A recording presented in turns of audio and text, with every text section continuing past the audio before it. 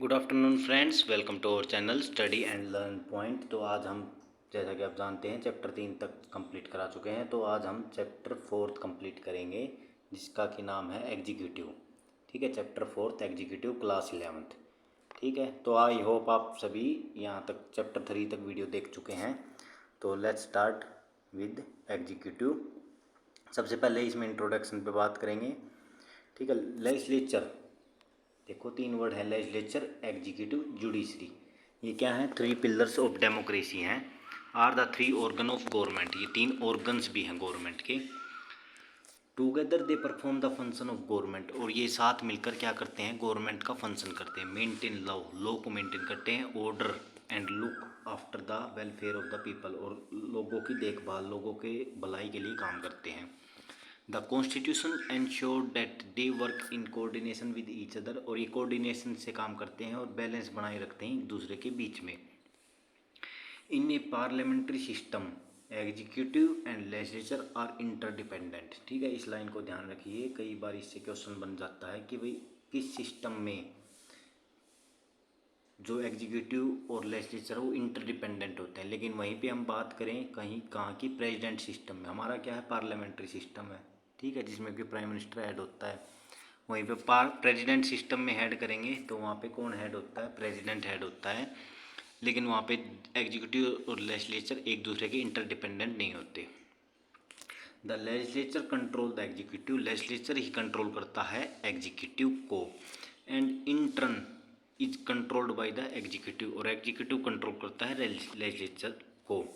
In this chapter we shall discuss, हम क्या discuss करेंगे? The composition, structure and functions of the executive. तो इसमें हम कंपोजिशन, स्ट्रक्चर और फंक्शंस करेंगे एग्जीक्यूटिव ऑर्गन के बारे में। तो हम इसमें एग्जीक्यूटिव की सभी डिटेल्स जो भी हैं वो सब डिटेल्स में स्टडी करेंगे। This chapter will also tell you about the changes that have occurred in recent time, और जो रिसेंट टाइम में चेंज हुए हैं, ठीक है, जो एग्जीक्यूटिव में। After reading this chapter you will be able to, और आप किसके एबल हो जाओगे इस चैप्टर के पढ़ने के बाद? पार्लियामेंट्री सिस्टम और प्रेसिडेंटल एग्जीक्यूटिव दोनों के बीच में क्या डिफरेंस है वो आप समझ जाओगे। Constitutional position of president of India वो भी आप समझ जाओगे। प्रेसिडेंट ऑफ इंडिया क्या है कि एग्जीक्यूटिव का पार्ट है, इसलिए आप प्रेसिडेंट ऑफ इंडिया के बारे में पढ़ेंगे हम यहाँ पे। Composition, functions of the council of minister, council of minister and the importance of prime minister. अब काउंसिल ऑफ मिनिस्टर भी किसका पार्ट है? एग्जीक्यूटिव का। प्राइम मिनिस्टर भी किसका पार्ट है? एग्जीक्यूटिव का। Importance and functioning of administrative machineries, तो इसकी इंपॉर्टेंस क्या है, तो इसके बारे में हम डिटेल्स में स्टडी करेंगे। ठीक है, व्हाट इज एग्जीक्यूटिव? तो सबसे पहला हमारा क्या है? What is executive? एग्जीक्यूटिव है क्या? Who is incharge of the administration of your school? आपके स्कूल में भी कोई इंचार्ज होगा, जैसे HOS होता है, head of school. Who take important school, university में इम्पोर्टेंट डिसीजंस कौन लेता है? ठीक है, तो हर एक ऑर्गेनाइजेशन आप देखोगे वहाँ पे कोई ना कोई हेड होता है। ठीक है, कोई ना कोई डिसीजन लेता है, इम्प्लीमेंट करता है डिसीजंस को। We call this activity administration और मैनेजमेंट। ठीक है, तो उसी को हम क्या बोल देते हैं? मैनेजमेंट करना। But administration require a body at the top that will take policy decision और big decision and supervise and coordinate the routine administrative functions. ठीक है, लेकिन एडमिनिस्ट्रेटिव रिक्वायर बॉडी, एक बॉडी की ज़रूरत होती है एडमिनिस्ट्रेशंस को, जो कि ये डे टू डे सुपरवाइज करना, कोऑर्डिनेट करना, रूटीन एडमिनिस्ट्रेशन फंक्शन करना, ये काम करता है। You may have heard about the executive of big company, तो आपने बिग कंपनी के एग्जीक्यूटिव के बारे में सुना होगा, बैंक और इंडस्ट्रियल यूनिट्स में भी। Every formal group has a body of those functions, those function as the chief administration और the executive of that organisations. ठीक है, तो वो फंक्शंस करता है। फॉर्मल ग्रुप में एक बॉडी होती है। ठीक है, तो एग्जीक्यूटिव की पूरी बॉडी होती है, कोई सिंगल आदमी नहीं है, देख है ये बॉडी। ठीक है, एक पूरी बॉडी होती है। बॉडी का मतलब बहुत सारे लोगों का एक ग्रुप्स होता है। ठीक है, some office holder decide the policies and rule and regulation and then some office holder implement decision. तो कुछ तो रूल बनाते हैं, कुछ इम्प्लीमेंट करते हैं। ठीक है, जैसे रूल बनाने वाले अलग होंगे, इम्प्लीमेंट करने वाले अलग होंगे। In actual day to day functioning of the organisation, the word executive means a body of person that look after the implementation of rule and regulation in actual practice.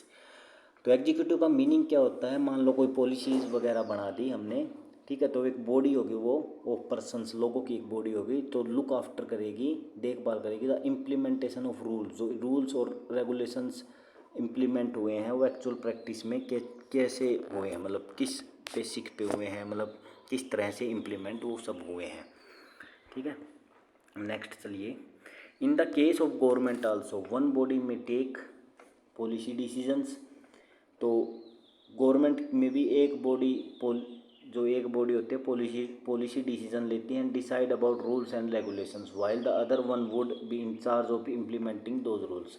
एक तो वो पॉलिसी डिसीजन लेती है, policy बनाती है, और दूसरी क्या करती है, उस पॉलिसी को इम्प्लीमेंट करती है। पॉलिसी बनाने वाले आप समझ गए हो गए लेजिस्लेचर होती है, और इम्प्लीमेंट करने वाले एग्जीक्यूटिव हो गए। उसको गलत तरीके से इम्प्लीमेंट तो नहीं हो रहा, ये सब देखते हैं। The organ of government that primary look after the function of implementation and administration, जो इम्प्लीमेंटेशन का काम करता है और एडमिनिस्ट्रेशन का काम करता है पॉलिसी पे, उसको ही क्या बोलते हैं, एग्जीक्यूटिव। ठीक है। What are the principal function of executive, तो एग्जीक्यूटिव का प्रिंसिपल फंक्शन आप समझ गए होगे, जो रिस्पॉन्सिबल होती है for the implementation of laws and policy adopted by the legislature. तो अब आप समझ गए हो कि लेजिस्लेचर तो कोई पॉलिसी बनाएगी और उसको इम्प्लीमेंट करने का काम एग्जीक्यूटिव का होगा। The executive often involve in framing of policy, executive involve होती है फ्रेमिंग ऑफ पॉलिसी में। The official legislature of the executive vary from country to country. Official designations, ठीक है, डेजिग्नेशंस जो होती हैं एग्जीक्यूटिव वो कंट्री टू कंट्री अलग अलग हो सकती है। जैसे हमारे होम मिनिस्ट्री होगी, वो क्या है, कैबिनेट मिनिस्ट्री का एक पार्ट है, और वो क्या है, एग्जीक्यूटिव का पार्ट है। तो वहीं पे दूसरे देश में होम मिनिस्ट्री को लैंग्वेज अलग है तो अलग से भी नाम दे देते होंगे। Some country have president while other have chancellors, ये देखिए प्रेसिडेंट को कई जगह चांसलर भी बोल देते हैं, जैसे Germany. The executive branch is not just about president, prime minister, ministers, it also extend the administrative machinery, civil servants. तो खाली ये नहीं है कि हमने सोच लिया कि भाई इम्प्लीमेंट कराने का काम किसका, प्राइम मिनिस्टर, प्रेसिडेंट और मिनिस्टर का, बल्कि जो सिविल सर्वेंट्स भी होते हैं ना, जो सरकारी नौकर्स होते हैं, वो भी क्या करते हैं, एग्जीक्यूटिव का पार्ट होते हैं। क्योंकि वो जो मान लो कोई पॉलिसी को गलत फॉलो कर रहा है तो उसको पकड़ने का काम पुलिस का होता है, तो वो क्या हो गया, एक सिविल सर्वेंट हो गया, तो वो भी एग्जीक्यूटिव का पार्ट है। While the head of government and their minister settled with the overall responsibility of government policies. ठीक है। तो हेड ऑफ गवर्नमेंट जो होता है और मिनिस्टर्स जो होते हैं, उनकी रिस्पॉन्सिबिलिटी है गवर्नमेंट पॉलिसी को इम्प्लीमेंट करने का। ठीक है। उनको क्या बोलते हैं, political executive. Those responsible day to day administration are called permanent executive. ठीक है। जो डे टू डे एडमिनिस्ट्रेशन करते हैं उनको क्या बोलते हैं, परमानेंट एग्जीक्यूटिव। और जो गवर्नमेंट की पॉलिसीज़ को रिस्पॉन्सिबल होते हैं उनको बोलते हैं पॉलिटिकल एग्जीक्यूटिव। तो ये आप समझ गए हो गया, आई होप यहाँ तक। ठीक है। What are the different type of executive, अब डिफरेंट टाइप ऑफ एग्जीक्यूटिव के बारे में हम पढ़ेंगे। एवरी कंट्री में not have same type of executive, तो हर एक कंट्री का अलग अलग फंक्शंस हो सकता है। जैसे कि अभी मैंने बताया प्रेसिडेंट और पार्लियामेंट्री फॉर्म में दोनों अलग अलग होते हैं। पार्लियामेंट में एग्जीक्यूटिव रिस्पॉन्सिबल होगा लेजिस्लेचर के, और लेजिस्लेचर वाइस वर्सा, लेकिन वहाँ पे बिल्कुल प्रेसिडेंट फॉर्म ऑफ गवर्नमेंट में दोनों अलग होंगे। You may have heard about the president of USA and the queen of England, तो आपने दोनों के बारे में सुना होगा, यूएसए और queen of England. But the power and function of president of USA are very different from the power of the president of India. USA के प्रेसिडेंट और इंडिया के प्रेसिडेंट की भी पावर अलग है। Similarly the power of queen of England are different from power of king of Bhutan. So हर किसी की पावर अलग अलग है। तो ठीक है, तो ये बताया गया है। The answer this question we will briefly outline the nature of executive existing in some of those country. ठीक है। तो कॉन्स्टिट्यूशंस के हिसाब से, मतलब जो भी नेचर्स है कॉन्स्टिट्यूशन का, टाइप ऑफ नेचर्स पे डिपेंड करता है कि भाई एग्जीक्यूटिव किस टाइप के होंगे। ठीक है। The USA has a presidential system and the executive power in the hand of president. ठीक है। तो एग्जीक्यूटिव पावर किसके हैंड में है, वहाँ पे प्रेसिडेंट के। वहीं पे हम कनाडा देखें जो बिल्कुल पड़ोसी देश है, जिसकी बाउंड्री टच होती है, पार्लियामेंट्री डेमोक्रेसी है with a constitutional monarchy where Queen Elizabeth II is the formal chief of state and the prime minister is the head of the government। तो वहाँ पे क्या होता है, prime minister head of the government होता है। In France both the president and the prime minister are part of semi presidential system. ठीक है। तो फ्रांस में हम देखेंगे प्रेसिडेंट और प्राइम मिनिस्टर दोनों सेमी प्रेसिडेंशियल सिस्टम है वहाँ पे। The president appoints the prime minister as well as the minister but cannot dismiss them as they are responsible to the parliament। ठीक है। तो ये हम इंडिया में भी फॉलो होता है हमारे, मतलब प्रेसिडेंट अपॉइंट तो कर सकता है लेकिन उनको डिसमिस नहीं कर सकता अपनी मनमर्जी से। जापान का भी एक पार्लियामेंट्री सिस्टम है with the emperor as the head of the state. उनका emperor head of the state होता है, जैसे हमारे प्रेसिडेंट होता है वहीं पे एम्परर होता है। Prime minister is the head of the government, prime minister head of the government होता है। इटली में अलग है, with the president is the formal head of the state and prime minister है द हेड ऑफ गवर्नमेंट। तो वहाँ पे जैसे इंडिया में है वैसा इटली में सेम सा है थोड़ा। रशिया सेमी प्रेसिडेंशियल सिस्टम है, where president is the head of the state and prime minister who is appointed by the president and head of the government होता है। तो मतलब आप ये समझाना क्या चाह रहा है कि अलग अलग देखेंगे तो अलग अलग वो मिलेगा, ठीक है। तो ऐसे ही जर्मनी का आप देख सकते हैं, ठीक है। In the presidential system the president is the head of the state as well head of the government. Presidential system देखेंगे वहाँ पे हेड ऑफ द स्टेट भी और हेड ऑफ द गवर्नमेंट भी दोनों ही प्रेसिडेंट होते हैं। इन this system the office of president is very powerful. तो प्रेसिडेंट वेरी पावरफुल होता है प्रेसिडेंशियल सिस्टम में, इसलिए प्रेसिडेंशियल सिस्टम नाम रखा गया है। Both in theory and practice countries with such system include USA, Brazil and most nation in Latin America.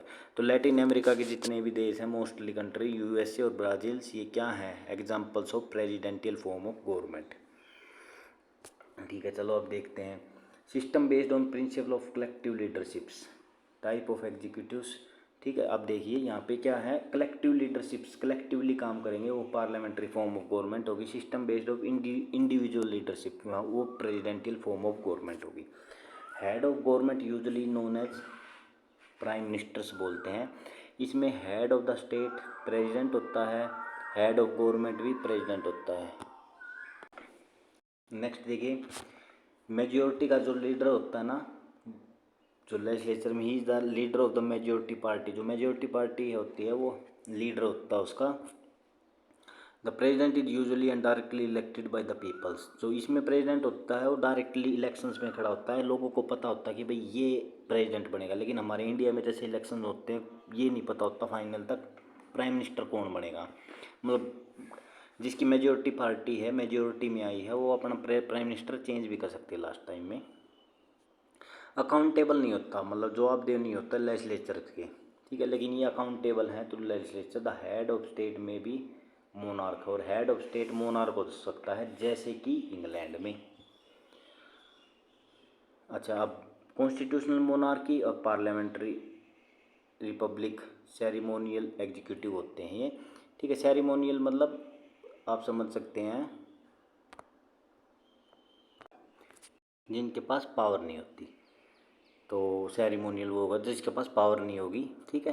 तो मतलब वो बस रिप्रेजेंट करेगा कंट्री को, तो सेरेमोनियल एग्जीक्यूटिव होता है, ठीक है। ये दोनों मिला के मोनार्की और प्रेसिडेंट, ठीक है। जैसे इंडिया में क्या है एक सेरेमोनियल एग्जीक्यूटिव है, मतलब वो बस देश को रिप्रेजेंट करेगा। जो भी कागज़ पे साइन होंगे वो प्रेसिडेंट के नाम से होंगे, प्रेसिडेंट के उसमें आखिरी साइन होंगे, लेकिन उनके पास पावर कुछ नहीं है।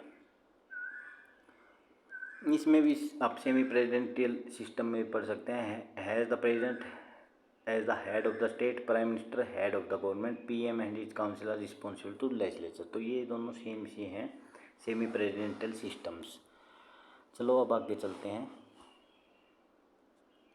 Semi presidential executive in Sri Lanka. तो श्रीलंका का एग्जांपल दे रखा है इन्होंने। In 1978 the constitution of Sri Lanka was amended. तो कॉन्स्टिट्यूशन अमेंड किया गया कॉन्स्टिट्यूशन को, and the system of executive presidency was introduced, और system of executive presidency introduce किया गया। Under the system of executive presidency people directly elect the president, और इसमें directly elect करेंगे प्रेसिडेंट को। It may happen that both the president and the prime minister belong to the same political party और to different political party. तो ये भी possible था कि दोनों सेम पार्टी से हो, प्राइम मिनिस्टर और प्रेसिडेंट, और दोनों अलग पार्टी से भी हो सकते थे। The president has vast power under the constitution. President के पास बहुत सारी पावर थी। The president choose the prime minister from the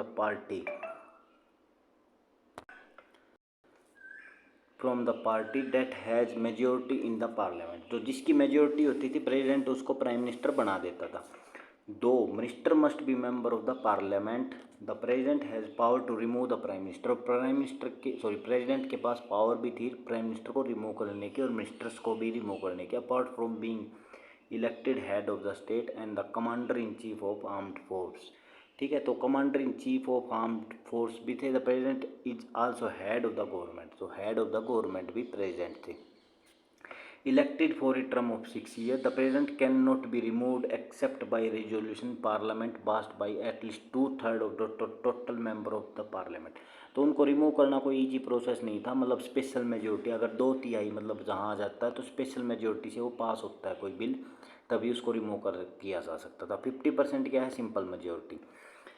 if it is passed by not less then 1/2 of total member of parliament and the speaker is satisfied that such allegation merit inquiry, then the speaker can report the matter to the supreme court। तो मतलब इस type के case जो होते थे speaker supreme court तक भी भेज सकता था। कब, if it is passed by not less than, ठीक है, अगर वो पास्ट कर दिया जाए 1/2 of total member of the member of parliament, ठीक है, and the speaker is satisfied, so speaker satisfied that such allegation merit inquiry, और इस टाइप के एलिगेशंस को इंक्वायरी करनी चाहिए। स्पीकर ने report the matter to the supreme court, और स्पीकर सुप्रीम कोर्ट को भी मैटर्स भेज सकता था।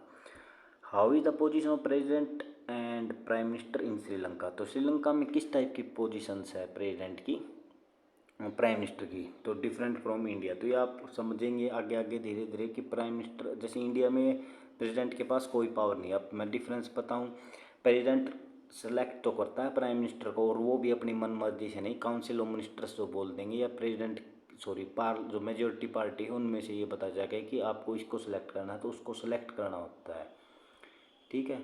और रिमूव करना तो मतलब प्रेसिडेंट के हाथ में है ही नहीं प्राइम मिनिस्टर को। Compare the role of supreme court in the impeachment of president in India and Sri Lanka, ठीक है। तो इंडिया और श्रीलंका में रोल सुप्रीम कोर्ट का इम्पीचमेंट ऑफ प्रेसिडेंट का हम कंपेयर करेंगे, लेकिन वो तब करेंगे जब आपको आगे इम्पीचमेंट पता हो। इम्पीचमेंट होता है रिमूव करना किसी को, तो आप इंडिया और श्रीलंका के बीच में डिफरेंस समझ जाओगे। नेक्स्ट करिए, in a parliamentary system the prime minister is head of government. Prime minister head of government होता है। Most parliamentary system have a president or a monarch. तो पार्लियामेंट्री सिस्टम में आपको बार बार आ रहा है, रिपीट कर रहे हैं, पता नहीं क्यों रिपीट कर रहे हैं, कि प्राइम मिनिस्टर हेड होता है, ठीक है, कई बार आ चुका है इसी चैप्टर में, 5 बार 6 बार मैं बोल चुका हूँ। Who is the nominal head of the state, और प्रेसिडेंट क्या है, एक नॉमिनल मतलब नामात्र का हेड होता है। In such a system the role of president or monarch is primarily ceremonial and prime minister along with the cabinet wield effective power. तो ये आपको पता होगा, prime minister with cabinet ministry क्या होती है, असली पावर उनके पास होती है, और ये क्या है, सेरिमोनियल होते हैं प्रेसिडेंट, ठीक है, मतलब बस दिखावे का। Country with system include Germany, Italy, Japan, UK as well as Portugal. तो ये क्या है, इनके एग्जाम्पल दे रखे हैं। Semi president system has both a president and a prime minister but not like the parliamentary system, the president may possess significant day to day powers, ठीक है। तो सेमी प्रेसिडेंशियल सिस्टम में प्रेसिडेंट के पास कुछ कुछ पावर होते हैं डे टू डे वर्क करने की, ठीक है। In this system it is possible that some time the president and the prime minister may belong to the same party at the time they belong to the different party and thus would be oppose to each others. तो कई बार semi presidential system में क्या होता है, कई बार दोनों same party के होते हैं, तब तो स्मूथली वर्क चलता है, लेकिन कई बार हो जाता है कि वो अलग अलग पार्टी से हो जाते हैं, ठीक है। तो country with system include France, Russia, Sri Lanka. तो श्रीलंका का एग्जांपल तो हमने समझा था, वो क्या थी, semi presidential form of government थी। तो वहाँ पे प्रेसिडेंट के पास भी पावर है और प्राइम मिनिस्टर के पास भी पावर है। तो कंप्लीट पावर प्राइम मिनिस्टर के पास हो तो क्या बोल लेंगे, उसको प्रेसिडेंशियल फॉर्म ऑफ गवर्नमेंट। अगर कंप्लीट पावर प्रेसिडेंट के पास हो तो उसको क्या बोल लेंगे, प्रेसिडेंशियल फॉर्म ऑफ गवर्नमेंट। अगर दोनों के पास 50-50 पावर हो तो semi presidential form of government. Parliamentary executive in India, अब देखिए पार्लियामेंट्री हमारी फॉर्म है, आपको समझ आ गया होगा कि हमारा प्राइम मिनिस्टर के पास पावर है। देखिए, when the constitution of India was written, India already had some experience of running the parliamentary system under the act of 1919 and 1935। अब ये मैंने लास्ट चैप्टर में बताया था कि इंडिया ने पार्लियामेंट्री फॉर्म ऑफ सिस्टम क्यों अडॉप्ट किया, क्योंकि इंडिया के पास पहले से ही एक्सपीरियंस था 1919 एक्ट से, 1935 एक्ट से हमारी पार्लियामेंट्री फॉर्म ऑफ सिस्टम चल रहा था। This experience had shown that parliamentary system the executive can be effectively control by the representative of the peoples. तो इंडिया को ये ठीक लगा तो इंडिया ने ये अडॉप्ट किया, क्योंकि इसमें एक्सपीरियंस था और उनको ये पता था कि जो एग्जीक्यूटिव होती है इफेक्टिवली कंट्रोल करती है रिप्रेजेंटेटिव ऑफ द पीपल्स, जो एमएलए एमपी होते हैं उनको कंट्रोल करती है। Government would be sensitive, the makers of Indian constitution क्या चाहते थे कि ensure that the government would be sensitive to public expectations, जो गवर्नमेंट पब्लिक एक्सपेक्टेशंस पे काम करे, would be responsible and accountable, और गवर्नमेंट अकाउंटेबल हो कोई भी काम के लिए। The other alternative of parliamentary executive was the presidential form of government. तो अल्टरनेटिव आपको पता है इसका क्या था, प्रेसिडेंट वाला। But the presidential executive put much emphasis on the president as the chief executive and source of all executive power. लेकिन president में क्या होता है, सारी एग्जीक्यूटिव पावर एक ही के पास आ जाती हैं। किसके पास, प्रेसिडेंट के पास। There is always danger of personality cult in the presidential executive. अब इसमें क्या हो जाता है कि डेंजर, खतरा रहता है कि भाई किस टाइप की पर्सनैलिटी है हमारा प्रेसिडेंट, तो उसी के हिसाब से वो चलना पड़ता है। लेकिन पार्लियामेंट्री फॉर्म ऑफ गवर्नमेंट में लोगों के हिसाब से चलना पड़ता है। The maker of Indian constitution wanted A government that would have a strong executive branch. तो वो क्या चाहते थे कि जिसकी स्ट्रॉन्ग एग्जीक्यूटिव ब्रांच, और स्ट्रॉन्ग एग्जीक्यूटिव ब्रांच किस में होती है, दोनों में होती है। प्रेसिडेंट में होती है मोस्टली तो, लेकिन पार्लियामेंट्री फॉर्म ऑफ गवर्नमेंट में भी स्ट्रॉन्ग एग्जीक्यूटिव होती है। लेकिन साथ साथ वो क्या चाहते थे, enough safeguard should be there to check against the personality cult. लेकिन सेफगार्ड भी हो ताकि कल को कोई मतलब प्रेसिडेंट की कुर्सी पे बना ही ना रहे। In the parliamentary form there are many mechanism that ensure that the executive will be answerable to and controlled by the legislature of people representative. और इसमें एग्जीक्यूटिव आंसरेबल हो जाती है लेजिस्लेचर को, और कंट्रोल कर सकते हैं legislature. So the constitution adopt the parliamentary system of executive for the government both at national and state level. तो कॉन्स्टिट्यूशन ने अडॉप्ट किया किस पे, पार्लियामेंट्री दोनों लेवल पे, स्टेट और नेशनल लेवल पे। According to this system there is a president who is a formal head of the state. तो अब हमारे क्या है, अभी हाल फिलहाल फॉर्मल हेड मतलब नॉमिनल हेड, नामात्र का हेड, ठीक है। लेकिन प्राइम मिनिस्टर क्या है, रियल हेड, ठीक है। And the council of minister run the government at the national level. State level पे भी गवर्नर क्या है, नॉमिनल हेड, ठीक है। Chief ministers and council of ministers ये क्या हो गए, एग्जीक्यूटिव कंप्राइजेज करते हैं, ठीक है। अब ये हम धीरे धीरे पढ़ेंगे कि एग्जीक्यूटिव के अंडर आते कौन कौन है। Constitution of India vest the executive power of the union formally in the president. In reality the president exercise these power through the council of ministers aided by the PM. अब ये क्या बोलना चाहता है ये समझिए आप।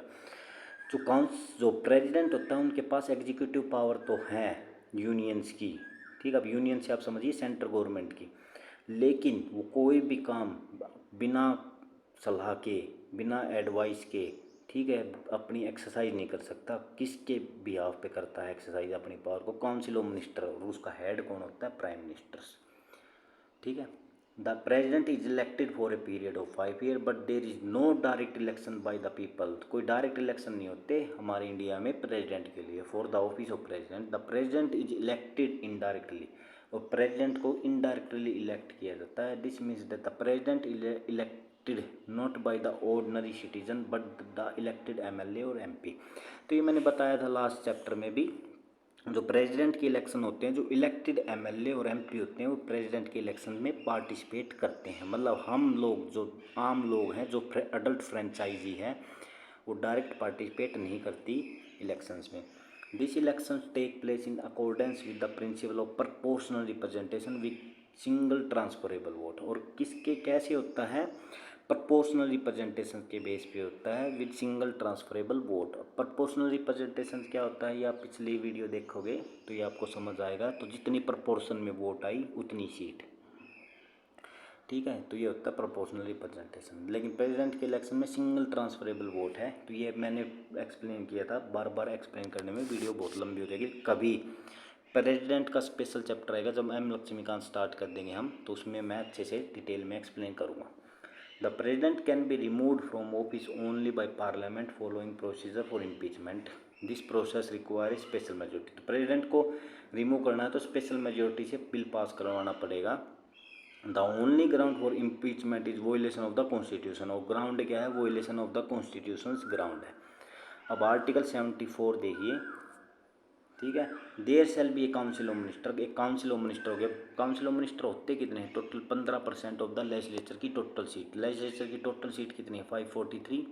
उसका 15% निकाल लीजिए, उतने काउंसिल ऑफ मिनिस्टर होंगे। उससे ज़्यादा काउंसिल ऑफ मिनिस्टर मिनिस्ट्री पद हम नहीं दे सकते, और जिसमें कि 15% में प्राइम मिनिस्टर भी ऐड है। और अब ये क्या बोल रहा है, फिर से देखिए आर्टिकल 74 कि काउंसिल ऑफ मिनिस्टर होगा जो कि एड एंड एडवाइज करेगा प्रेसिडेंट को, who shall in the exercise of his function act in accordance with the same advice. ठीक है, तो मतलब एड और एडवाइस करेंगे, कौन करेंगे? प्रेसिडेंट को, प्राइम मिनिस्टर और council of ministers. Provided that the president may require the council of ministers to reconsider such advice and the president shall act in accordance with the advice tendered after such reconsideration। ये चीज़ समझिए, बहुत important है। ये council of minister के कुछ member, मान लो 50 member बैठे हैं और यहाँ पे प्राइम मिनिस्टर बैठा है और यहाँ पे प्रेसिडेंट है। इन्होंने कोई इन्फॉर्मेशन दी, एक इन्फॉर्मेशन पूछी प्रेसिडेंट के पास, प्रेसिडेंट ने बोला भाई इस इन्फॉर्मेशन को रिकन्सिडर कर लो एक बार। ठीक है, उन्होंने कर लिया, लेकिन उस इन्फॉर्मेशन को सेम की सेम वैसे ही भेज दिया, तो प्रेसिडेंट दोबारा रिकन्सिडरेशन के लिए भी नहीं भेज सकता। प्रेसिडेंट के पास इतनी पावर भी नहीं है कि वो दोबारा ये बोल दे कि आप रिकन्सिडर कर लो। वो उसको वो बात माननी पड़ेगी, साइन करने पड़ेंगे अपने, ठीक है, इस हिसाब से। तो ये होता है प्रेसिडेंट के पास। आप समझ सकते होंगे कि कितने हाथ बंधे हुए हैं प्रेसिडेंट के। Do you know what the word shall means here? It indicate that advice is binding on the president. ठीक है, एडवाइस बाइंडिंग है प्रेसिडेंट पे। In the view of controversy about the scope of president power, a specific mention was made in the constitution by the amendment that the advice of council of minister will be binding on the president. By another amendment made later, it was decided the president can ask the council of minister to reconsider its advice but to accept the reconsider advice of the council of minister। तो ये मैंने बताया, वही बोल रहा है कि भाई काउंसिल ऑफ मिनिस्टर्स की एडवाइस होती है, उसको एक्सेप्ट लास्ट में एक्सेप्ट करना ही करना पड़ेगा। नेक्स्ट देखिए, पानी पी लेते हैं एक बार, काफ़ी लंबी वीडियो हो गई। चलो, we have already seen that the president is the formal head of the government. ठीक है, फॉर्मल मतलब नॉमिनल हेड है। In the formal sense the president has wide ranging executive, legislative, judiciary and emergency power. In a parliamentary system these power are in reality used by president only on advice of the council of ministers. Line को highlight कर लो, थोड़ा focus करिए इस line पे। President only on the reality used, कैसे use करता है? Only on advice of the council of ministers. ठीक है, इस लाइन को हाईलाइट करो, स्पेशल ध्यान दें।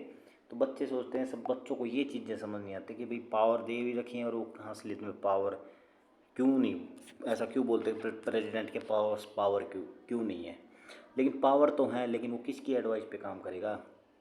काउंसिल ऑफ मिनिस्टर्स के, हेडेड बाय द पीएम।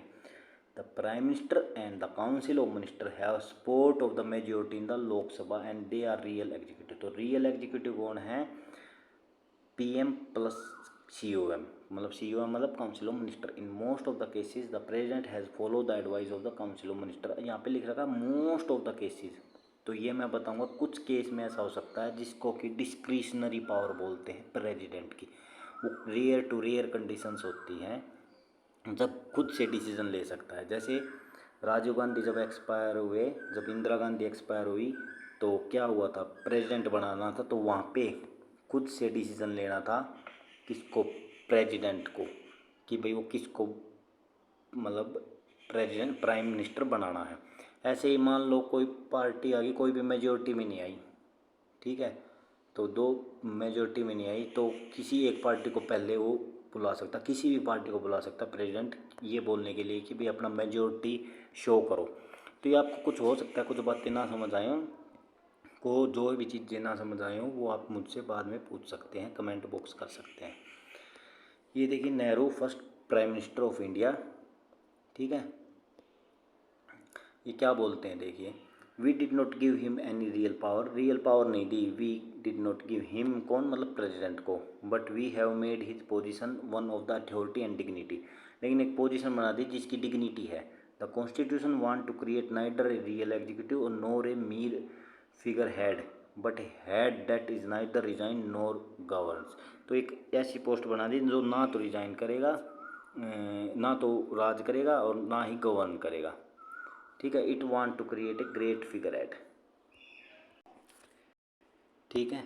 तो ना ही गवर्न करेगा और ना ही रीन्स, सॉरी मैं रिजाइन बोल गया यहाँ पे, ना ही रीन्स करेगा। रीन्स मतलब होता है राज करेगा, ठीक है। ना तो राज कर सकते ना ही गवर्न कर सकते, ठीक है। बस अपने एक एग्जीक्यूटिव पावर दिखेगी। अब देखिए यहीं आगे हम discretionary power of the president. On the basis of above discussion, can we infer that the president has no discretionary power under any circumstances? अब डिस्क्रिशनरी का मतलब समझिए सबसे पहले होता क्या। डिस्क्रिशनरी मतलब ऐसी सिचुएशंस आना जिसमें प्रेसिडेंट खुद से डिसीजन ले सके। There will be an incorrect assessment. Constitutionally the president has right to informed of all important matter and deliberations of the council of minister. The prime minister is obliged to furnish all the information that the president may call for. अब यहाँ पे discretionary power है। अगर president चाहे कि उसको information दो किसी मैटर पे, तो प्राइम मिनिस्टर ओब्लिज्ड है कि उसको इन्फॉर्मेशन देनी पड़ेगी, ठीक है। तो यहाँ पे प्राइम मिनिस्टर की मजबूरी बन रही है, तो यहाँ पे कुछ पावर मिली हुई है, आप समझ सकते हैं। The president often write to prime minister and express his view on matter of confronting the country. तो कई बार ऐसा हो सकता है कि भाई कुछ मैटर ऐसा हो सकते हैं, प्रेसिडेंट राइट कर सकता है प्राइम मिनिस्टर को और उसके व्यू बता सकता है on the matter of confront करना, मतलब देश के लिए खड़ा होने के लिए, ठीक है। बिसाइड दिस, इनके अलावा there are at least 3 situations ऐसी होती हैं where president can exercise the power using his her own discretions. First देखिए, we have already noted the president can send back the advice given to the council of minister and ask the council of minister to reconsider the decisions. In doing this the president acts on his her own discretions। तो यहाँ पे खुद अपनी मन मर्जी से अपना दिमाग लगा के काम कर रहा है कि वो लेटर्स को दोबारा भेज रहा है। when the president think that the advice has certain flaw or legal lacunas or that is not the best interest of the country, लेकिन ये इंटरेस्ट में नहीं है, the president can ask the council to reconsider the decisions। although council can still send back same advice, और council of ministers send back कर सकता है same advice का प्रेसिडेंट। अब प्रेसिडेंट के पास डिस्क्रिशनरी पावर नहीं है, अब प्रेसिडेंट क्या हो गया, बाउंड हो गया और एडवाइस के। Such a request by president to reconsider the decision would naturally carry a lot of weight. So this one way is which the president can act in his own discretion।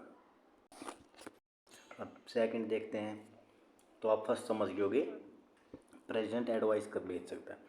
Second, the president also have veto power. Veto power way by which can withhold or refuse to give assent to the bills, ठीक है। तो bills को with hold कर सकता है। कोई bill आया, bill से आप समझिए जो लेजिस्लेचर में जैसे पॉलिसी कुछ बनाई उस पर बिल पास होते हैं, वो पहले बिल कहाँ पास होता है, पहले लेजिस्लेचर में, पहले ज़रूरी नहीं है लेजिस्लेचर में ही, पहले लेजिस्लेचर में। अब लेजिस्लेचर में एक तो होगी लोकसभा में और फिर राज्यसभा में, ठीक है, ठीक है। तो इन दोनों में से कहीं भी जा सकता है, पहले कहीं भी, और फिर जाता है प्रेसिडेंट के पास। प्रेसिडेंट के पास पावर होती हैं जिसको कि वीटो पावर बोलते हैं। विद होल्ड कर सकता है, रिफ्यूज कर सकता है असेंट को with other than money bill. Refuse money bill को रिफ्यूज़ नहीं कर सकता, ये याद रखिए, ठीक है। Passed by the parliament, every bill passed by parliament goes to the president for his assent before it becomes a law. तो लास्ट में साइन किसके होते हैं, लॉ बनने के लिए प्रेसिडेंट के। The president can send the bill back to the parliament asking it to reconsider. तो रिकन्सिडर के लिए दोबारा भेज सकता है, ठीक है। Bill, the veto power is limited है because if the parliament pass the same bill again and send back to the president then the president has give assent to the bill. तो असेंट देनी पड़ेगी bill pay अगर दोबारा reconsider के लिए आ गया। वही काउंसिल ऑफ मिनिस्टर को भी रिकन्सिडर दोबारा आ गया, ठीक है, सेम एडवाइस आ गई तो एक्सेप्ट करनी पड़ेगी। However there is no mention in the constitution about the time limit within which the president must send the bill back. लेकिन प्रेसिडेंट के पास टाइम लिमिट नहीं है कि भाई उस बिल को कब वापस भेजे for reconsideration. This means that the president can just keep the bill pending with him without any time limit. This gives the president an informal power to use the veto in very effective manner. This sometimes referred to as a pocket veto। अब ये समझिए कोई bill आया उस पर sign ही नहीं करे, रख के भूल जाए, पॉकेट में डाल ले, ठीक है, तो उस पर क्या होगा, वो लॉ ही नहीं बनेगा। तो तो मतलब यहाँ पे प्रेसिडेंट अपनी वीटो पावर का यूज कर सकता है अच्छे से, मतलब कोई टाइम लिमिट तो है नहीं, ठीक है। Then the third kind of discretion arise more out of political circumstances. Formally the president appoint the prime minister, तो प्रेसिडेंट अपॉइंट करता है प्राइम मिनिस्टर को। Normally in the parliamentary system a leader who has support in the majority, जो majority में होता है पहले उसको प्राइम मिनिस्टर बना दिया जाता है, would be appointed as the prime minister and the question of discretion would not arise. तो यहाँ पे डिस्क्रिशनरी पावर नहीं है, लेकिन मैंने अभी थोड़ी देर पहले आपको एक एग्जांपल दिया था, बट इमेजिन करिए, ठीक है, ऐसा नो लीडर क्लियर मेजोरिटी किसी को नहीं मिली, ठीक है। तो after fourth there are 2-3 leader claiming that they have support of the majority in the house. दो से तीन लीडर बोल रहे हैं कि उनके पास मेजोरिटी है। तो president decide whom to appoint as the prime minister, तो यहाँ पे प्रेसिडेंट डिसाइड करता है कि भाई कौन पहले आएगा। In such situation the president had use his own discretion in judging who really may have support of the majority and who can actually form and run the government। तो कौन run कर सकता है गवर्नमेंट को, यहाँ पे discretionary power है किसके पास, प्रेसिडेंट के पास। Since 1918 major political change have considerably increase the importance of presidential office in the 4 parliamentary election held 1999 no single party or coalition attain a majority in the Lok Sabha. This situation demand presidential intervention either in order of constitute government or to grant a request for dissolutions of Lok Sabha by Prime Minister who could not prove majority in the House। ठीक है, तो यह situations काफ़ी बार बन रही हैं आज के टाइम, क्योंकि बिना कोएलिशंस के गवर्नमेंट बन नहीं रही है, ठीक है। हालांकि जो अभी की गवर्नमेंट है वो पिछली जो गवर्नमेंट थी, मतलब बीजेपी, जो मतलब फुल मेजोरिटी में थी। It may thus said that president discretion is related to the political condition. There is a great scope for presidential assertiveness when government are not stable and coalition occupy powers। ठीक है, तो यहाँ पे एक assertive power आ जाती है, मतलब बहुत सारी पावर आ जाती है प्रेसिडेंट के पास जब गवर्नमेंट कोएलिशंस में हो, मतलब वहाँ पे गवर्नमेंट को डिजोल्व होने के भी चांस होते हैं, तो जो प्रेसिडेंट है डिजोल्व भी कर सकता है, ठीक है, इस टाइप में। लेकिन ये भी नहीं है कि अपनी मनमर्जी से डिजोल्व कर दे, ठीक है। अब एक बार ये देख लेते हैं हम, ये क्या है। We saw that there is no time limit for president for giving his assent to a bill। Do you know that such thing has already happened। तो ये पावर यूज की गई है प्रेसिडेंट के द्वारा, जिसको पॉकेट वीटो बोलते हैं। 1986 में इंडियन पोस्ट बिल था, ठीक है। This bill was widely criticised by many of its sought to curtail the freedom of the press. तो इसमें क्या था, फ्रीडम ऑफ प्रेस curtail हो जाती, और उस टाइम पे प्रेसिडेंट कौन थे, ज्ञानी जेल सिंह, ठीक है, और उन्होंने कोई डिसीजन नहीं लिया बिल पे। After his term was over the next president Venkataraman send the bill finally back to the parliament for reconsideration, और वेंकटरमन आए, उन्होंने रिकन्सिडरेशन के लिए दोबारा भेज दिया। By that time the government that brought the bill before the parliament has changed and new government was elected in 1989, ठीक है, न्यू गवर्नमेंट आई, ठीक है। This government belong to different coalition and did not bring the bill back before the parliament. Thus Zail Singh's decision to postpone giving assent to the bill and effectively mean that the bill could never become a law. ठीक है, आप समझ गए होंगे, ज्ञानी jail Singh आए, उन्होंने pocket veto use कर लिया, मतलब बिल पे कोई अपने प्रतिक्रिया ही नहीं थी। फिर उनके बाद वेंकटरमन आए, वेंकटरमन ने रिकन्सिडरेशन के लिए भेज दिया, और वहाँ पे पार्लियामेंट थी जो मेजोरिटी पार्टी थी वो चेंज हो चुकी थी, और उन्होंने बिल को लॉ ही नहीं बनने दिया, मतलब एटलीस्ट फाइनली क्या हुआ, लॉ एक एंड हो गया। तो मतलब देखिए यहाँ पे पावर है प्रेसिडेंट के पास, लेकिन वो बहुत ही कम सिचुएशंस ऐसे होते हैं जो पावर का यूज़ कर सकते हैं। लेकिन एक पॉकेट वीटो हम देखें तो अच्छी बड़ी पावर है, अगर प्रेसिडेंट को ये लगता है कि ये बिल देश के खिलाफ है तो उसको वहीं ख़त्म कर सकते हैं उस बिल को। नेक्स्ट देखते हैं इस बॉक्स में क्या है। President role in choosing the prime ministers। In 1977, party coalition in India became a more competitive, and there have been many instances where no party had clear majority in the Lok Sabha। तो कई बार ऐसा हुआ है कि clear majority नहीं हुई है। तो president do in such situation क्या करता है, no political party coalition secured majority in the election held in March 1998 में कोई भी पार्टी मेजोरिटी में नहीं थी। BJP and the its allies secured 251 seat, 21 short of majority, 21 seat की कमी थी। The president Narayan adopt and elaborate procedure, he asked the leader of the alliance Atal Bihari Vajpayee को बुलाया to furnish document in support of his claim from concerned political party. Not stopping all at this, the president also advised Vajpayee to secure a vote of confidence with 10 days of being sworn in. ठीक है, 10 दिन का time दिया अटल बिहारी वाजपेयी को 1998 में कि भाई आप अपनी मेजोरिटी शो करें। तो यहाँ पे देखिए कोई भी पार्टी मतलब मेजोरिटी में थी नहीं, लेकिन वहाँ पे किसको बुलाया गया, अटल बिहारी वाजपेयी को बुलाया गया कि भाई आपको पहले टाइम दे रहे हैं, आप मेजोरिटी शो करें, और मेजोरिटी शो करते हैं तो आप पार्टी बना लेंगे। हाँ, अगर नहीं करते, मान लो अटल बिहारी वाजपेयी उस टाइम पे मेजोरिटी नहीं कर पाते, तो फिर सेकंड पार्टी को बुलाना पड़ता, कांग्रेस को। ठीक है, लेकिन यही तो है डिस्क्रिशनरी पावर, जिसको पहले बुला लिया उसको मोस्टली चांस हो जाते हैं कि वो अपने मेजोरिटी शो कर ही देता है। अब चलते हैं नेक्स्ट पे, ये है for the most part the president is formal power holder and एक ceremonial head of the nation. You may wonder why then do we need a president. तो हमें प्रेसिडेंट की जरूरत क्या है, आप सोच रहे होंगे। In a parliamentary system the council of minister is dependent on the support of the majority in the legislature. तो आप पार्लियामेंट्री में मेजोरिटी के बेस पे होता है लेजिस्लेचर में। This also mean that the council of minister may be removed at any time. New council of minister will have to be put in place. तो ये हो सकता है कि मेजोरिटी खत्म हो जाए और न्यू काउंसिल ऑफ मिनिस्ट्री आ जाए। Such a situation require head of state who has a fix term. और इसी सिचुएशन में एक ऐसे हेड की जरूरत है जिसकी फिक्स टर्म हो, ताकि वो तो रिमूव ना हो at least. Who may empower the appoint the prime minister who may symbolically represent the entire country. ठीक है, तो वो सिम्बॉलिकली एंटायर कंट्री को रिप्रेजेंट करे जब ऐसी सिचुएशन आ जाए कि भाई एकदम पार्टी कोएलिशन ख़त्म हो जाए, पार्टी मतलब कोई भी प्रेसिडेंट ना बचे। This is exactly the role of the president in ordinary circumstances. तो ऑर्डिनरी सर्कमस्टांसिस में देखें तो ये एक प्रेसिडेंट का रोल है, ताकि देश को दिखे कि हेड है हमारे पास। बिसाइड्स, इसके अलावा when no party has a clear majority the president has the additional responsibility of making a choice and adopting a prime minister to run the government of the country. तो मैंने बताया था जैसे no party, कोई भी party clear majority में नहीं है, तो वहाँ पे प्रेसिडेंट का डिस्क्रिशनरी रोल आ जाता है, किसी को प्राइम मिनिस्टर बना देते हैं to run the government of the country. ठीक है, अब वाइस प्रेसिडेंट ऑफ इंडिया देखिए।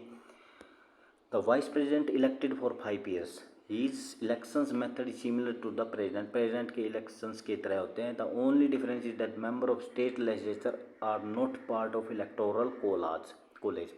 ठीक है, तो स्टेट लेजिस्लेचर होता है वो पार्टिसिपेट नहीं कर सकता। The vice president may be removed from office by resolution of the Rajya Sabha passed by a majority and agreed by the Lok Sabha।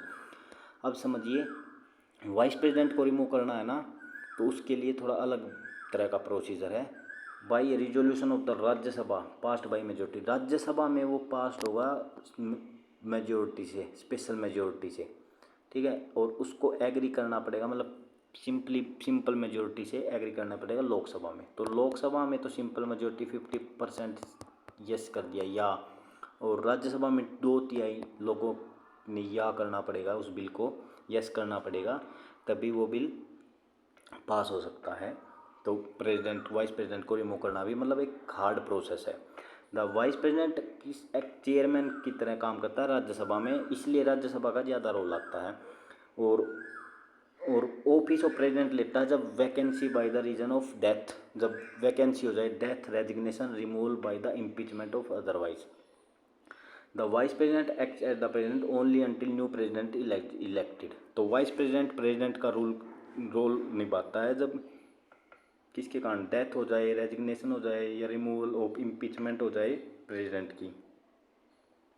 BD Jatti acts as a president on the death of Fakhruddin Ali Ahmed until a new president was elected. तो एक example दे रखा है कि हमारे BD जात्ती जो president थे, उन्होंने फखरुद्दीन अली अहमद की डेथ पे क्या किया था, वाइस प्रेसिडेंट ने प्रेसिडेंट का पद संभाला था। चलो अब नेक्स्ट चलते हैं। अब हो गया prime ministers and council of ministers. पानी पी लेते हैं एक बार, आप भी रेस्ट करिए, फिर इस चैप्टर को कंटिन्यू करते हैं। चलो स्टार्ट करते हैं अब। Prime minister and council of ministers. There is no council of minister without prime ministers. तो काउंसिल ऑफ मिनिस्टर हो ही नहीं सकती without prime ministers. This cartoon show that literally the prime minister lead the council of ministers. तो तो ये cartoon देखिए, तो प्राइम मिनिस्टर्स होता है वो लीड करता है काउंसिल ऑफ मिनिस्टर को। ये देखिए यहाँ पे लीडर्स हैं, सॉरी प्राइम मिनिस्टर हैं, और ये सब इनके काउंसिल ऑफ मिनिस्टर्स हैं, ठीक है। तो ये लीड करते हैं। नो डिस्कशन ऑफ गवर्नमेंट और politics in India would normally take place without mentioning one office, the prime minister of India. तो प्राइम मिनिस्टर ऑफ इंडिया की आप न्यूज़ में बार बार सुनते होंगे, कोई भी policies without prime minister of India की डिस्कशन नहीं होती, ठीक है, क्योंकि हमारी पार्लियामेंट्री फॉर्म ऑफ गवर्नमेंट है। We have already seen earlier in this chapter that the president exercise is power only on advice of the council of ministers. तो council of minister पे प्रेसिडेंट पावर का use करते हैं। The council of minister is headed by the prime minister. So council of minister को head कौन होता है? Prime minister. Therefore as head of council of minister the prime minister become the most important functionary of the government in our country. तो prime minister सबसे main positions है India में। In the parliamentary form of executive it is essential that the prime minister has the support of the majority in the Lok Sabha. तो majority होना ज़रूरी है अगर prime minister को अपनी सीट पे रहना है। This support by majority also make the prime minister very powerful. और ये मेजोरिटी ही प्राइम मिनिस्टर को पावरफुल बनाती है, क्योंकि लोगों के द्वारा वहाँ पे पावर दी गई है। The moment this support of majority is lost the prime minister losses the office, ठीक है। और ये मूवमेंट वही होता है जब मेजोरिटी लॉस्ट हो जाती है, जब प्राइम मिनिस्टर ऑफिस छोड़ देता है। For many years after independence Congress party had the majority in Lok Sabha and it's leader would become the prime minister. तो बहुत सालों तक क्या रहा, कांग्रेस पार्टी जीतती रही और उसी के लीडर प्राइम मिनिस्टर बनते रहे। 1989 there have been many occasion when no party had majority in the Lok Sabha. कोई भी पार्टी 1989 के बाद क्या हुआ, कोई भी पार्टी मेजोरिटी में नहीं आई, क्योंकि वहाँ पे प्योर मेजोरिटी आ नहीं रही थी। Various political party have come together and formed A coalition that has majority in the house, ठीक है। तो कोएलिशन गवर्नमेंट वहाँ पे बन रही थी। In such situations a leader who is acceptable to most partner of the coalition become the prime ministers, ठीक है। जो कोएलिशन ले आता था, ठीक है, वो प्राइम मिनिस्टर बन जाता था।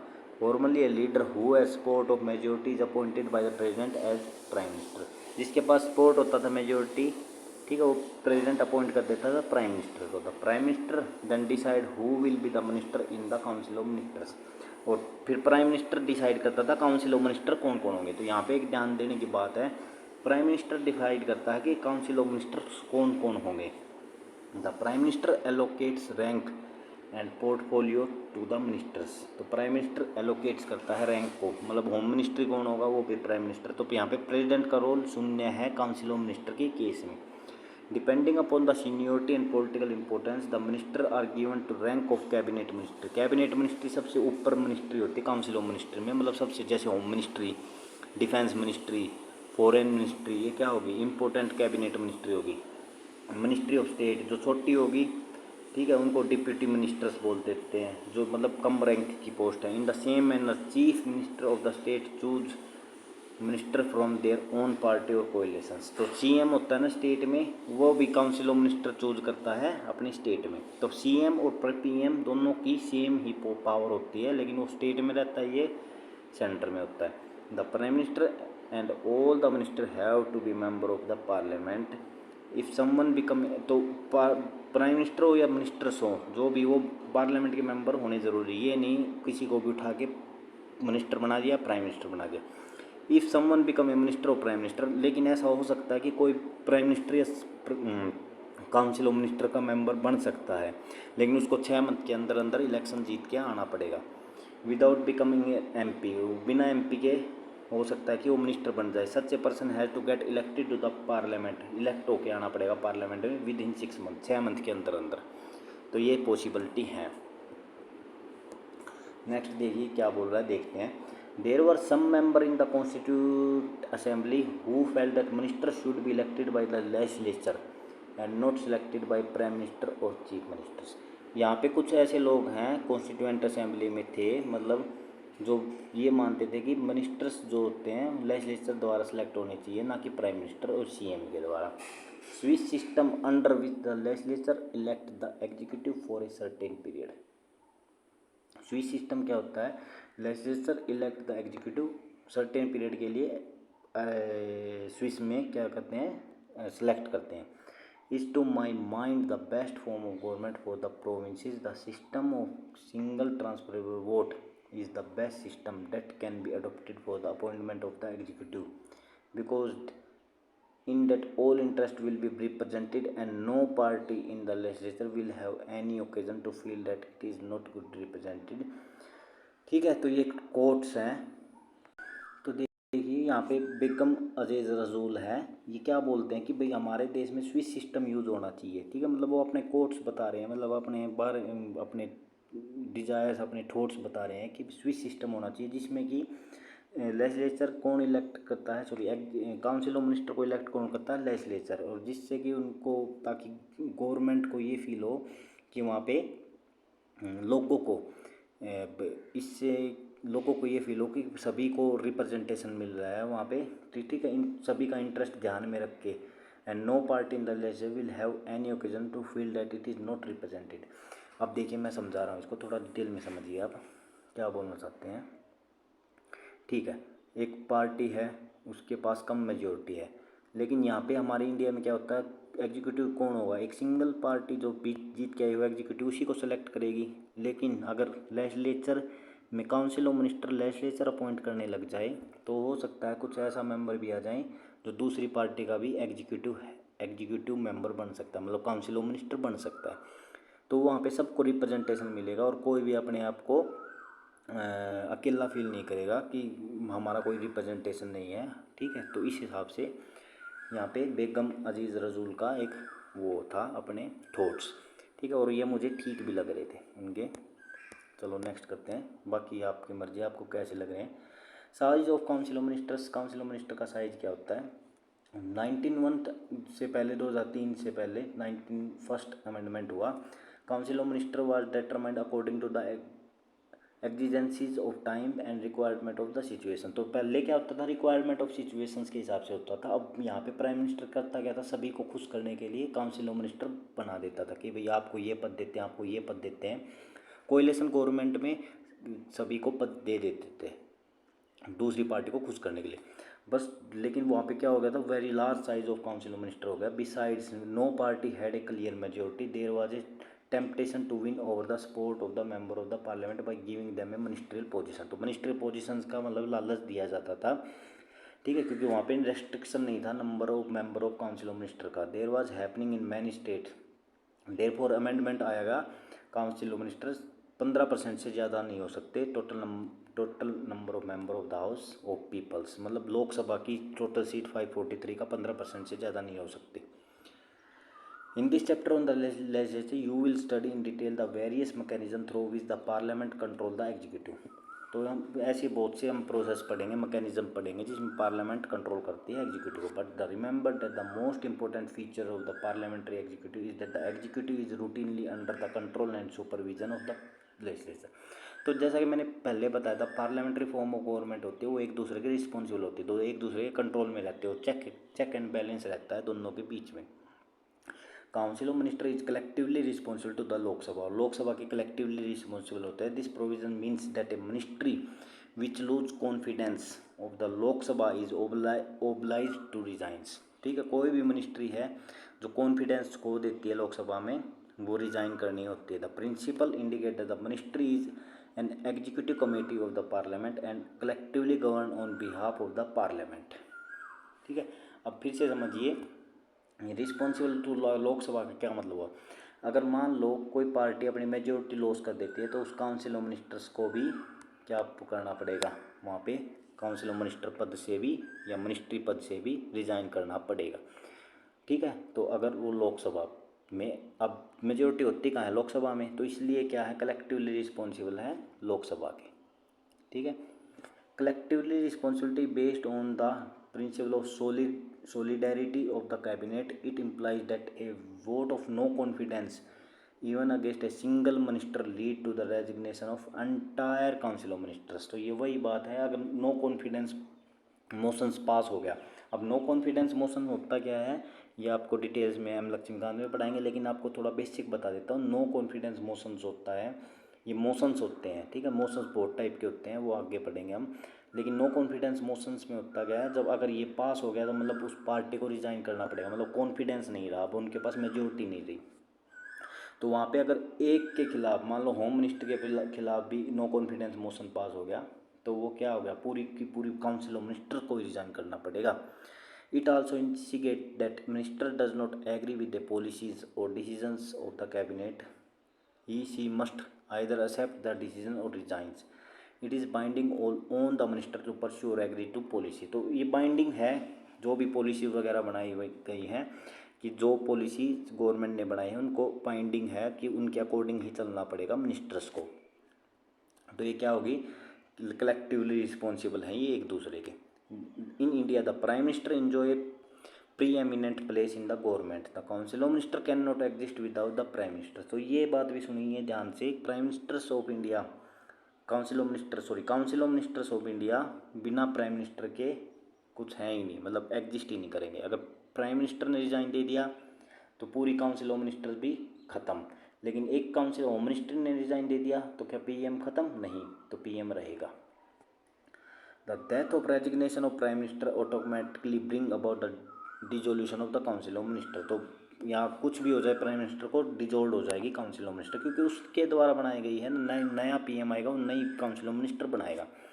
बट द डिमाइज, डिसमिजल और रेजिग्नेशन ऑफ ए मिनिस्टर, तो मिनिस्टर रेजिग्नेशन कर दे तो मिनिस्ट्रियल वैकेंसी क्रिएट होगी, ना कि प्राइम मिनिस्टर का रिजाइन होगा। The prime minister act as a link between the council of ministers and the one hand the president as well as the parliament on the other hand. तो जो prime ministers होता है वो council of ministers के बीच में और president के बीच में लिंक होता है, प्लस पार्लियामेंट के बीच में लिंक होता है। यहाँ पे बीच में क्या है, प्राइम मिनिस्टर्स, ठीक है। तो ये लिंक का काम करता है। It is the role of prime minister which led Pandit Nehru to describe him as the linchpin of the government. It also that constitutional obligations of prime minister to communicate to the president all decisions of the council of minister relating to the administration of the affairs of union and proposal for the legislatures। तो ये अब देखिए पंडित नेहरू ने क्या बोला था कि जो प्राइम मिनिस्टर्स होता है वो लिंच पिन होता है। लिंच पिन मतलब केंद्रीय बिंदु होता है, मतलब जो दूरी होती है उसका केंद्र बिंदु होता है, मतलब बीच में है। जैसे कि मैंने ये एग्जांपल दिया, काउंसिल ऑफ मिनिस्टर्स ऊपर है, प्रेसिडेंट पार्लियामेंट नीचे है, और बीच में कौन है, लिंच पिन प्राइम मिनिस्टर्स है, ठीक है। The prime minister is involve in all crucial decision of government and decide on the policies of the government, ठीक है। जो क्रूशियल डिसीजन होते हैं प्राइम मिनिस्टर के, वो डिसाइड करता है, पॉलिसी भी डिसाइड करता है, और क्रूशियल डिसीजन भी लेते हैं। दस the power widely bye the prime minister flow from the various sources, control over the council of ministers, leadership of the Lok Sabha. तो पावर ऑफ प्राइम मिनिस्टर आप समझिए कहाँ कहाँ से आती है। एक तो काउंसिल ऑफ मिनिस्टर को कंट्रोल करता है, एक लीडर्स होता है लोकसभा का, command over the bureaucratic mechanisms का कमांड करता है, मीडिया को असेस करता है, projection of personality during elections, ठीक है, इलेक्शंस के दौरान पर्सनैलिटी के रूप में शो किया जाता है, नेशनल लीडर माना जाता है during international summitry as well as foreign visits, ठीक है। तो फॉरेन विजिट्स में मतलब पीएम की पावर दिखाई देती है हमें। However the power which the prime minister wills and actually puts use depends upon the prevailing political conditions. The position of prime minister and council of minister has been unaccessible wherever a single political party has secured majority in the लोक सभा। तो वहाँ पे single party एक majority आ जाती है तो अनएसेसिबल बहुत सारी पावर आ जाती है प्राइम मिनिस्टर और काउंसिल ऑफ मिनिस्टर के। However this has not been the case when government have led by the coalition political party.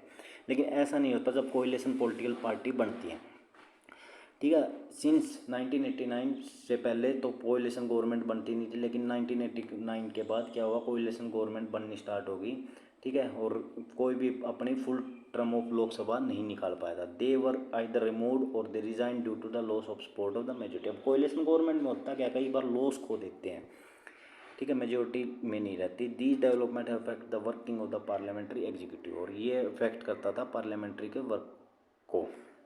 In the first place, these development had resulted in growing discretionary roles of the president in the selection of prime minister। तो यहाँ पे ही discretionary role आता था president का, ठीक है। Secondly, the coalition nature of Indian politics in this period has necessitated much more consultation between political partner leading to erosion of prime minister's authority. तो यहाँ पे प्राइम मिनिस्टर को कोएलिशंस जो भी पार्टी थी उससे बार बार पूछ के अपने डिसीजन लेने पड़ते थे, और वहाँ पे इरोजन हो गया था, इरोजन्स हो गया था किसका, प्राइम मिनिस्टर की अथॉरिटी का।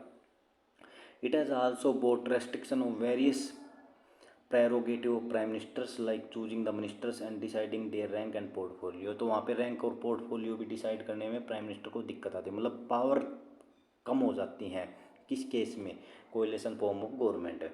Fourthly, even the policies and programme of the government can not be decide by prime minister alone. So policy भी बनाते हुए दूसरी पार्टी का ध्यान रखना पड़ेगा। जैसे अब मान लो कोई बिहार की पार्टी अभी किसी पार्टी के साथ कोएलिशन में है, जैसे आज की पार्टी जो हमारे इंडिया की है वो बिहार की पार्टी के साथ कोएलिशन में है, ठीक है, वो आप अंदाज़ा लगा लीजिए कौन सी क्या पार्टी है, ठीक है। तो उस जब पॉलिसी बनेगी तो बिहार की तरफ स्पेशल ध्यान रहेगा हमारी जो भी गवर्नमेंट है उसका, ठीक है। तो पॉलिटिकल पार्टी और different ideology come together, different ideology की एक साथ आ जाती हैं, ठीक है। तो उसके हिसाब से डिसीजन पॉलिसीज़ वगैरह बनानी पड़ती हैं, फ्रेम्ड करनी पड़ती हैं, ठीक है, और नेगोशिएशंस करना पड़ता है, कॉम्प्रोमाइज़ करना पड़ता है, ठीक है। तो इसलिए बोलते हैं कि जो फुल पावर में आती है वो फुल पावर उसी पार्टी के पास है जो फुल मेजोरिटी में आई है।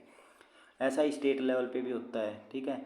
तो स्टेट लेवल पे बल्कि इवन ज़्यादा देखने को मिलता है कि बहुत सारे वो आते हैं कोएलिशन में गवर्नमेंट बनते हैं। The most important variation is that there is a governor of the state appointed by the president, ठीक है। गवर्नर जो होता है ना, मतलब वहाँ पे हेड होता है स्टेट में, और उसको अपॉइंट कौन करता है, प्रेसिडेंट को, ऑन द एडवाइस ऑफ, वही बात होगी ना, central government, through the cabinet ministry like the PM minister is the leader of the majority party in the assembly. The governor has more discretional power, however the main principle of parliamentary system operate at the state level too. तो ये बोल रहा है कि governor के पास discretionary power same है, थोड़ी ज़्यादा है कुछ केस में, वो मैं आगे बताऊँगा कहाँ ज़्यादा है, लेकिन mostly parliamentary system of operate है स्टेट लेवल पे भी, तो मतलब सेम ही लेवल है, ठीक है। सेम कैसे, यहाँ पे सीएम होता है, यहाँ पे पीएम होता है, PM council of ministers decide करता है, यहाँ पे council of minister CM decide करता है, ठीक है। तो ये पीएम के ऊपर प्रेसिडेंट होता है, सीएम के ऊपर गवर्नर होता है, ठीक है। तो ये आप अंदाज़ा लगा सकते हैं, तो सेम ही सिस्टम है दोनों में, पार्लियामेंट्री फॉर्म ऑफ गवर्नमेंट है। परमानेंट एग्जीक्यूटिव ब्यूरोक्रेसी, अब देखिए परमानेंट एग्जीक्यूटिव भी होते हैं, वो इम्प्लीमेंट, अब ये देखिए जो पॉलिटिकल एग्जीक्यूटिव है तो 5 साल के लिए होंगे मैक्स टू मैक्स, ठीक है। We implement the decision of ministers. The executive organ of government include the prime ministers and large organizations called the bureaucracy और the administrative machineries. अब देखिए इनके अंडर में कुछ ऐसे लोग होते हैं जो परमानेंट्स भी होते हैं, ठीक है, मिनिस्ट्री के अंडर में। To underline this difference between the machinery and the military service, it is described as a civil service. तो इनको बोलते हैं civil service. Trained and skill officer who work as a permanent employ of the government, जो permanent employ होते हैं government के, are assign the task of assisting the minister, जो minister की हेल्प करते हैं इन फॉर्मुलेटिंग पॉलिसी बनाने में और इम्प्लीमेंट करते हैं इन पॉलिसीज़ को। तो मिनिस्टर्स की जो भी काम होते हैं, कई बार आपने देखा होगा एक अनपढ़ मिनिस्टर भी बहुत अच्छे से काम कर लेता है, वो किस कारण से होता है, क्योंकि परमानेंट एग्जीक्यूटिव के कारण वहाँ पे एक परमानेंट पोस्ट होती है, परमानेंट एम्प्लॉय काम करते रहते हैं जो कि पॉलिसीज़ बनाते हैं, वो मिनिस्टर को हेल्प करते हैं और इम्प्लीमेंट करने में पॉलिसीज़ को काम करते हैं।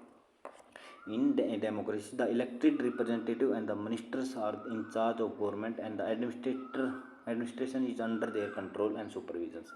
तो जो इलेक्टेड रिप्रेजेंटेटिव हैं जैसे हमारे काउंसिल ऑफ मिनिस्टर्स हैं, वो तो इंचार्ज होते हैं गवर्नमेंट के, और एडमिनिस्ट्रेशन उनके अंडर में होता है, कंट्रोल में, सुपरविजन्स में।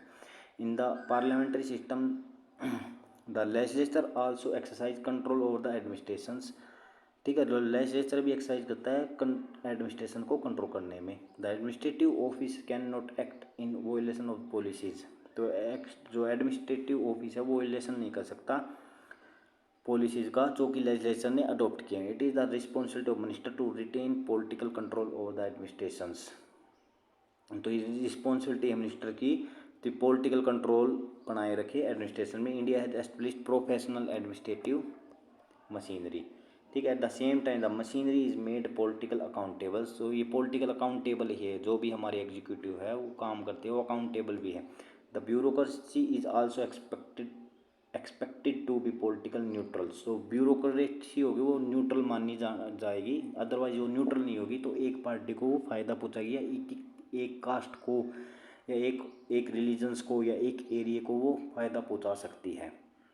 इसलिए बोला गया कि ब्यूरोक्रेसी जो है वो एक्सपेक्टेड मानी गई है कि वो न्यूट्रल होनी चाहिए। This means that the bureaucracy will not take any political position on policy matters.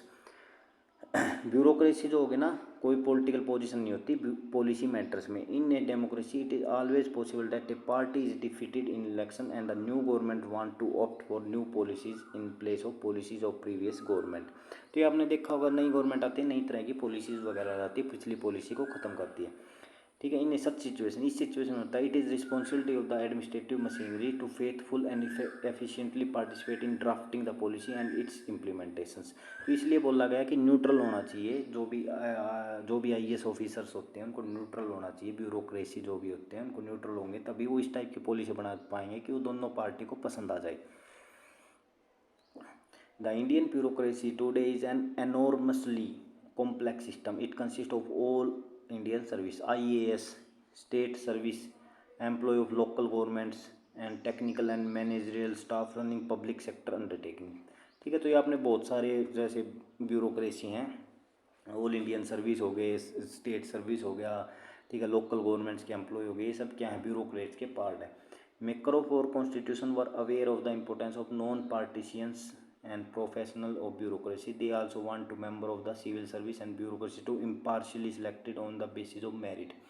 तो ये मेकर्स जो थे कॉन्स्टिट्यूशंस के, उनको पता था कि भाई हो सकता है कि भाई हमारे जो नेता हों ज़्यादा पढ़े लिखे भी ना आए, ठीक है, तो उन्होंने मेरिट बेस पे ब्यूरोक्रेट्स को सिलेक्ट करना स्टार्ट किया।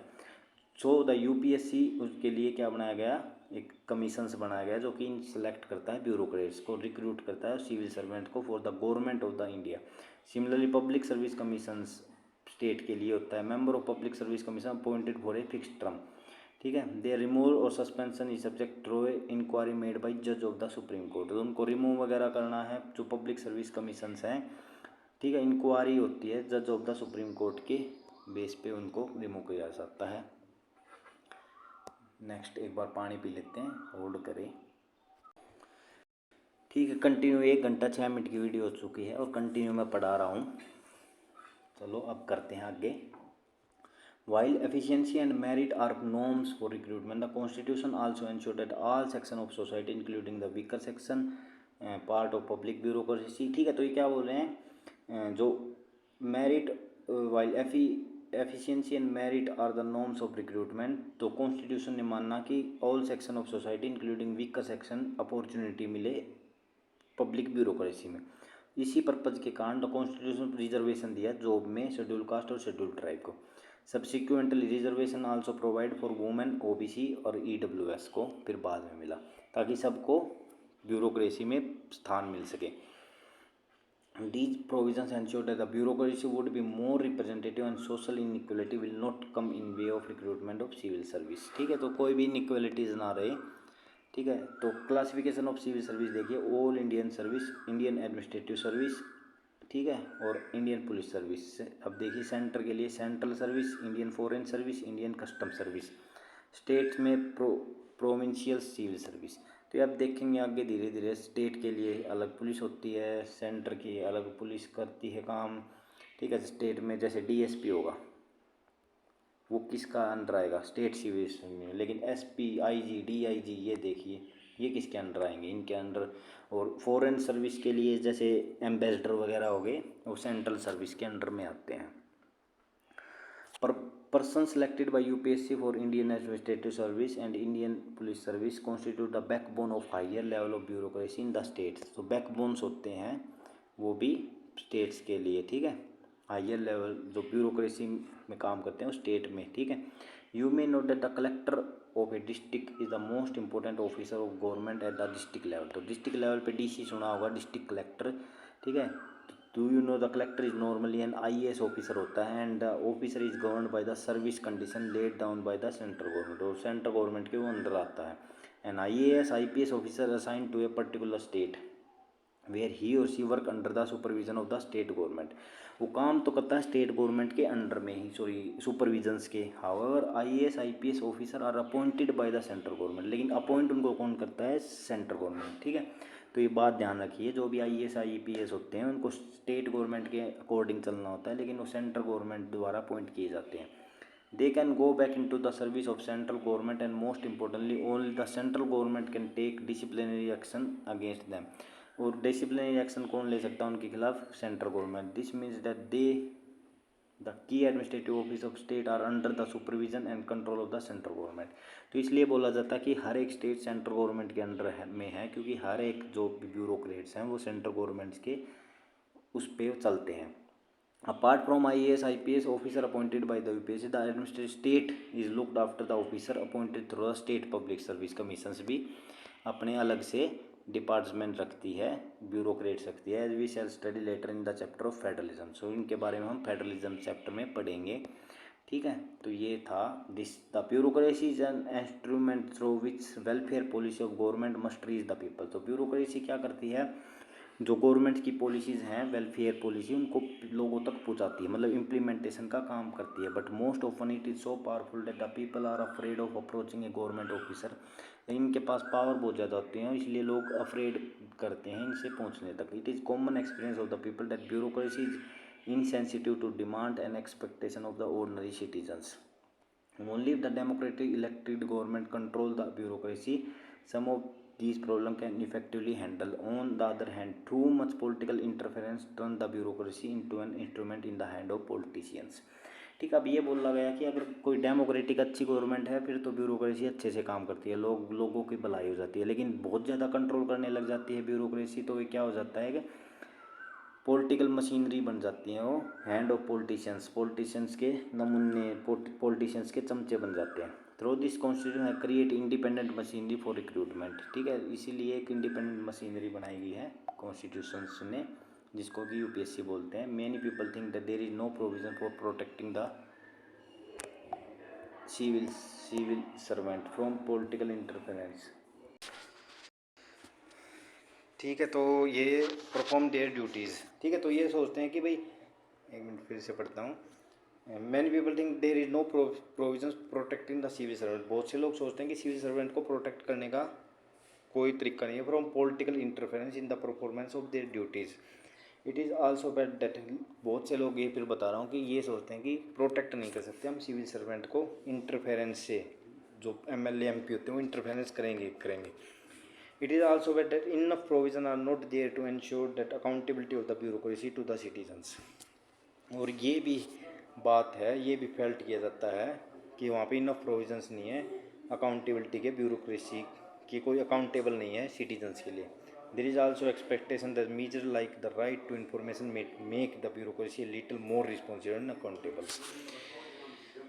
और एक्सपेक्टेशन किया जाता है, राइट टू इन्फॉर्मेशन जो एक्ट है उसने ब्यूरोक्रेसी को लिटल रिस्पॉन्सिव और अकाउंटेबल बनाया है, ठीक है। तो ये चैप्टर कंप्लीट हो गया बेटा। जिसको भी एक्सरसाइज में जो भी डाउट हो वो आप पूछ सकते हैं मेरे से। एक बार एक्सरसाइज देख लीजिए, जो भी क्वेश्चन में डाउट हो पॉज करके आप क्वेश्चन कंप्लीट करने की कोशिश करें, ठीक है। ये चैप्टर मैंने कंप्लीट कर दिया है एक ही वीडियो में, ठीक है। तो जिसको भी मेरी वीडियो पसंद आई हो, जिसको मेरा लेक्चर पसंद आया हो, चैनल को लाइक करें, सब्सक्राइब करें और शेयर करें। Thank you very much, have a nice day.